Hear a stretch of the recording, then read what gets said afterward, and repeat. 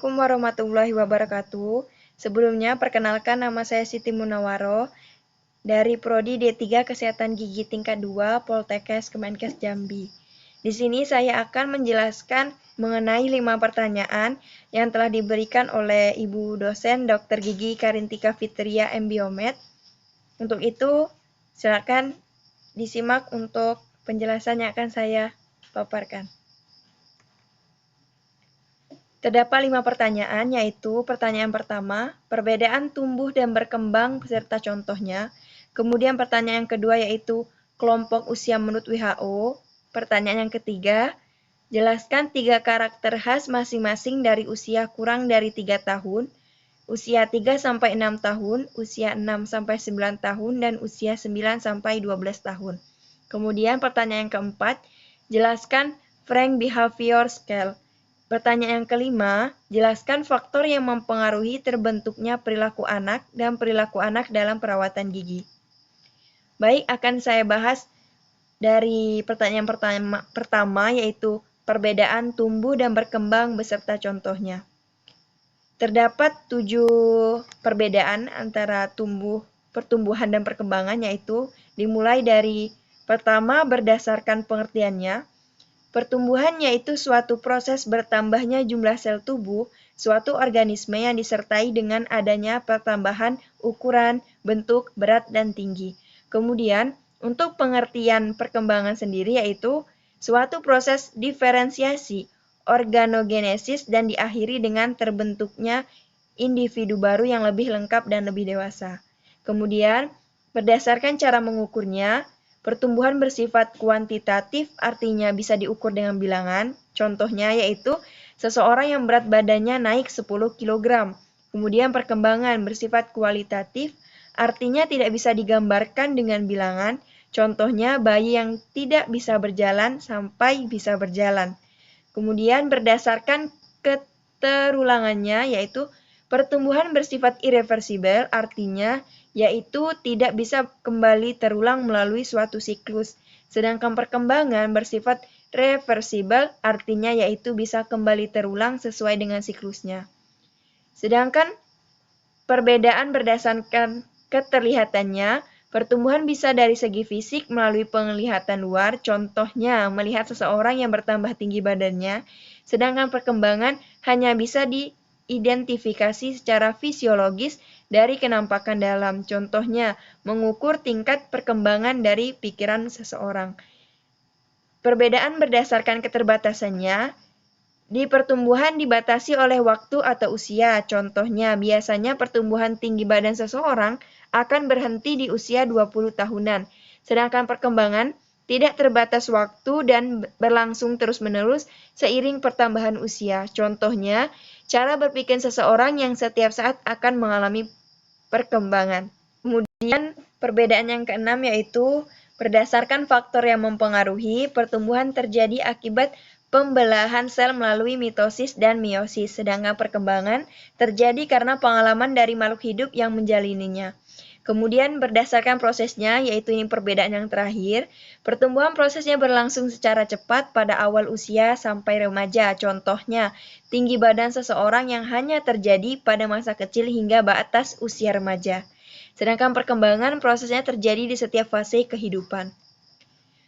Untuk pertanyaan yang kedua yaitu, kelompok usia menurut WHO. Klarifikasi umur menurut WHO sendiri adalah sebagai berikut. Yang pertama yaitu bayi atau infants, yaitu 0-1 tahun. Masalah kesehatan yang paling sering terjadi pada bayi adalah batuk, kemudian pilek, demam, dan muntah. Tidak jarang, bayi juga mengalami masalah kulit, seperti ruam popok dan cradle cap atau dermatitis. Kemudian, yang kedua yaitu anak-anak atau children, yaitu 2-10 tahun. Pada usia ini, anak-anak membutuhkan nutrisi dari makanan sehat, istirahat cukup, dan banyak beraktivitas. Masalah kesehatan yang paling sering muncul adalah penurunan berat badan, kemudian perubahan perilaku, demam, radang tenggorokan, dan lain sebagainya. Menurut WHO yang ketiga yaitu remaja atau adolescents, yaitu umur 11 sampai 19 tahun. Di usia ini, masalah kesehatan yang terjadi bisa semakin kompleks. WHO sendiri mencatat kematian remaja paling banyak disebabkan oleh kecelakaan lalu lintas, kemudian bunuh diri, hingga infeksi penyakit menular seksual seperti HIV atau AIDS. Kondisi kesehatan mental remaja juga perlu menjadi perhatian, terutama mulai dari usia 14 tahun. Ketika itu, remaja mulai menunjukkan kelainan mental, bila ada, yang tidak jarang justru tidak terdeteksi apalagi mendapat penanganan yang memadai. Kemudian, untuk klasifikasi umur yang keempat yaitu dewasa atau adult, yaitu umur 20 sampai 60 tahun. Di usia produktif ini sangat penting untuk menjaga pola hidup sehat agar bisa tetap bugar dan minim risiko penyakit saat tua. Masalah kesehatan yang bisa menghampiri sangat beragam, mulai dari kenaikan berat badan hingga kanker. Untuk itulah, sangat disarankan melakukan screening kesehatan di rentang usia ini. Semakin dini penyakit terdeteksi, semakin besar kemungkinan untuk sembuh dan menjalani usia tua dengan lebih berkualitas. Kemudian, yaitu lanjut usia atau elderly, di atas 60 tahun. Masalah kesehatan yang awam terjadi di usia tua adalah berkurangnya pendengaran, masalah mata seperti katarak, osteoartritis, diabetes, dan demensia. Saat lanjut usia, saat lanjut usia ini pun dapat merasakan berbagai penyakit dalam waktu bersamaan. Setelah mengetahui klasifikasi umur menurut WHO, Anda pun dapat mengetahui risiko kesehatan diri sendiri. Kemudian dapat menentukan langkah preventif untuk meminimalisir datangnya penyakit tersebut. Tidak pernah ada kata terlambat untuk memulai pola hidup sehat. Bila perlu, konsultasikan dengan dokter atau ahli gizi untuk menjaga kesehatan Anda. Kemudian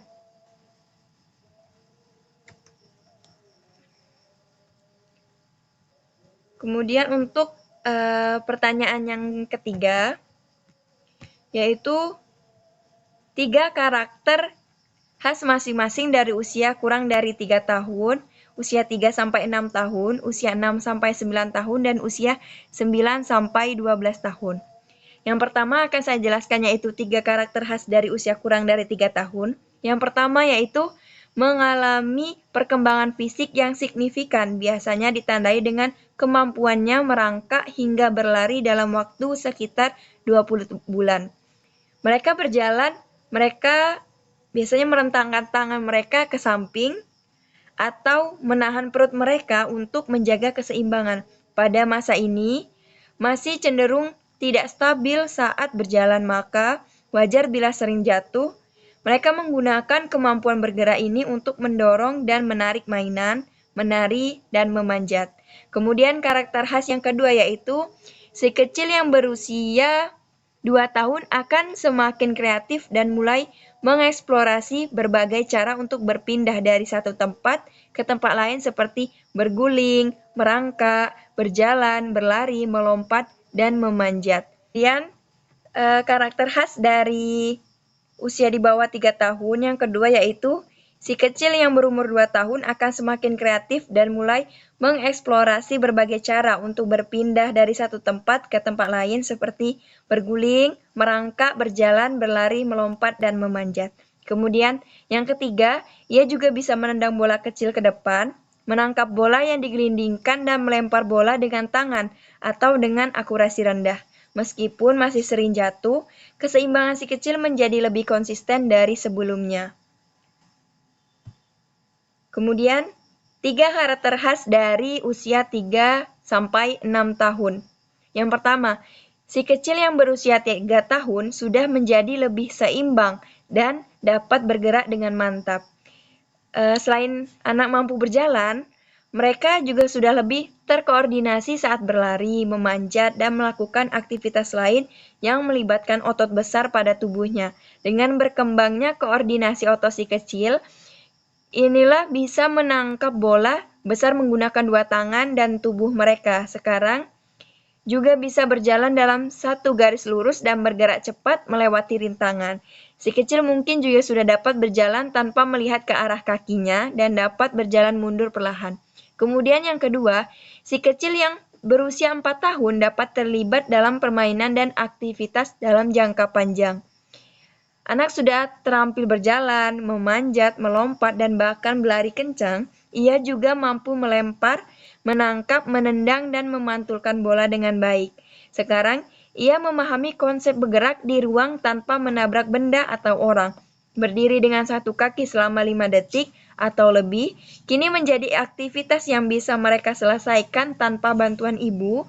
Hal ini dikarenakan keseimbangan yang meningkat.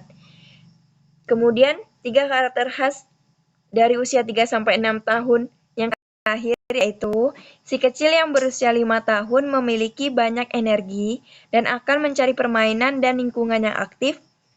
Si kecil berusia 6 tahun akan terus menikmati bergerak dalam berbagai cara. Pada usia 5 tahun ini peningkatan anak sudah terampil berjalan. Kemudian peningkatan kemampuan untuk menyeimbangkan dan mengkoordinasikan gerak membantu mereka untuk dapat mengendarai sepeda dengan bantuan roda latihan, melakukan lompat tali, dan memainkan bola dengan terampil. Mereka menunjukkan cara berjalan dan berlari yang sudah mantap, serta mampu untuk menentukan arah, kecepatan, dan kualitas gerakan mereka secara bervariasi. Sedangkan saat berusia 6 tahun, meskipun kemampuan fisiknya belum berkembang maksimal, ia tetap bersemangat untuk mencoba aktivitas dan olahraga yang baru. Ia dapat berjalan di berbagai jalur dan arah, serta mengontrol tubuh mereka misalnya dengan melompat dan mendarat. Berguling dan mengontrol si kecil akan bervariasi berdasarkan jumlah kegiatan fisik mereka. Si kecil yang kurang aktif dilatih, mungkin tidak mengalami perkembangan yang sama dengan yang rutin dilatih. Kemudian, 3 karakter khas dari usia 9-12 tahun. Yang pertama yaitu adanya kecenderungan untuk menjadi sempurna dengan standar yang terkadang tidak realistis. Misalnya, mereka merasa insecure. Kemudian yang kedua, timbulnya rasa kecemasan akan prestasi sekolah dan lingkungan sosial yang tidak menyenangkan. Seperti teman yang memilih-milih pergaulan, karena dia merasa tidak nyaman, tidak senang, maka dia akan merasakan hal yang kurang menyenangkan dalam kehidupan sosialnya. Kemudian timbulnya rasa kecemasan akan prestasi, yaitu awalnya mungkin dia mendapatkan nilai terbaik, kemudian saat semester berikutnya dia mendapatkan nilai rendah, maka kecemasan itulah yang dialami. Kemudian karakter yang ketiga yaitu dalam situasi konflik atau situasi yang menekan, anak perempuan mempunyai kecenderungan emotional outburst atau ledakan emosi, dan boys kecenderungan sullen and sulky, yaitu merajuk atau cemberut atau dongkol. Kemudian pertanyaan keempat yaitu jelaskan Frank Behavior Scale. Klasifikasi perilaku anak menurut Frank. Salah satu sistem klasifikasi perilaku anak dalam perawatan gigi diperkenalkan oleh Frank, dikenal sebagai skala yang disebut Frank Behavior Rating Scale, yang biasa dipergunakan sebagai evaluasi tingkah laku misalnya di klinik atau penelitian. Frank mengklasifikasi perilaku anak menjadi 4 kelompok sesuai dengan sikap anak dan kerjasama pada perawat gigi dan mulut, yakni yang pertama, jelas negatif atau definitely negatif. Anak menolak perawatan gigi yang akan dilakukan. Penolakan ini ditunjukkan dengan cara menangis keras, penuh rasa takut, mengisolasi diri, anak bersikap menentang dan tidak mau mendengar apapun yang dikatakan oleh dokter gigi. Kemudian, yang kedua negatif. Anak enggan menerima perawatan, bersikap tidak kooperatif, menunjukkan beberapa perilaku negatif, tetapi tidak diucapkan misalnya cemberut atau menyendiri. Kemudian yang ketiga positif, anak mau menerima perawatan tetapi selalu bersikap hati-hati, bersedia untuk menuruti dokter giginya dengan mengajukan syarat, tetapi si anak tersebut tetap mengikuti arahan dokter giginya secara kooperatif. Kemudian yang terakhir, jelas positif. Anak menjalin hubungan yang baik dengan dokter gigi, anak tertarik dengan prosedur perawatan gigi, anak juga merasa senang menikmati prosedur perawatan gigi, menunjukkan kontak verbal yang baik dan banyak bertanya. Akan tetapi, kelemahan dari klasifikasi Franks adalah teknik tersebut tidak spesifik sehingga mampu menggambarkan situasi secara tepat dan tidak sesuai dengan fakta di lapangan. Pendiagnosaan perilaku negatif dan sangat negatif bertentangan dengan etika dan memberi pencitraan yang tidak baik. Kemudian, pertanyaan yang terakhir yaitu faktor yang mempengaruhi terbentuknya perilaku anak dan perilaku anak dalam perawatan gigi ini ada 3. Yang pertama, pengalaman medis, kemudian kecemasan ibu, dan yang terakhir kesadaran akan kebutuhan perawatan. Nah, dalam pembahasan pengalaman medis ini, anak-anak yang memiliki pengalaman medis yang positif cenderung bersifat kooperatif dengan dokter gigi. Berbeda dengan yang pernah mendapat pengalaman buruk pada perawatan gigi dapat bersikap non-kooperatif pada perawatan selanjutnya sehingga memerlukan waktu untuk mengembalikan kepercayaannya. Tidak kooperatif pasien anak disebabkan oleh pengelolaan yang kurang tepat oleh tim dokter gigi. Sikap tim dokter gigi yang kaku atau keras, kurang sabar, kurang menunjukkan kehangatan dan perhatian dapat menyebabkan anak bersikap negatif. Ketidaktepatan penanganan oleh dokter gigi juga dapat disebabkan karena ketidakpahaman dokter gigi terhadap perilaku anak sehingga dia tidak menangani pasien anak secara tepat. Pasien anak akan memperhatikan perilaku dokter gigi setiap kali mereka berkunjung ke dokter gigi. Kunjungan pasien anak pada saat itu akan mempengaruhi perilaku anak pada kunjungan berikutnya. Maka itulah faktor mempengaruhi terbentuknya perilaku anak dalam perawatan gigi. Salah satunya yaitu pengalaman medis. Kemudian kecemasan ibu. Rasa takut dan cemas orang tua atau anggota keluarga yang ditularkan anak. Anak mudah sekali meniru orang-orang di sekitarnya, misalkan orang tua, atau saudara kandung, atau sanak saudaranya yang dianggapnya sebagai model.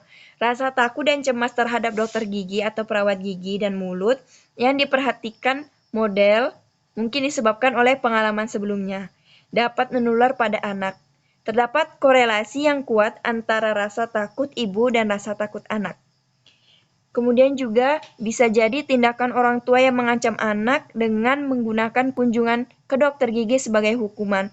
Beberapa orang tua menggunakan dokter gigi atau perawat gigi untuk menakut-nakuti anaknya. Kunjungan ke dokter gigi sering digunakan untuk mengancam anak agar berperilaku baik.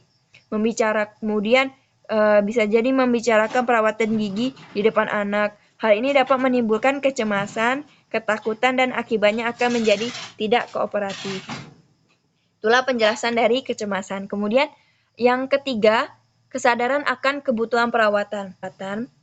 Saat pasien sudah sadar akan kebutuhan perawatan gigi, kebersihan gigi dan mulutnya, mereka tidak akan datang atau berkunjung ke klinik gigi saat ingin berobat, tetapi mereka datang berkunjung untuk berkonsultasi atau menanyakan apa saja yang harus dilakukan agar tetap terjaga kebersihan gigi dan mulutnya. Itulah penjelasan dari 5 pertanyaan yang telah diberikan oleh Ibu dosen Dr. Gigi Karintika Fitria Mbiomed. Apabila ada kesalahan kata atau pengucapan yang telah saya lakukan, saya atas nama Siti Munawaroh mohon maaf sebesar-besarnya. Saya akhiri. Terima kasih. Wassalamualaikum warahmatullahi wabarakatuh.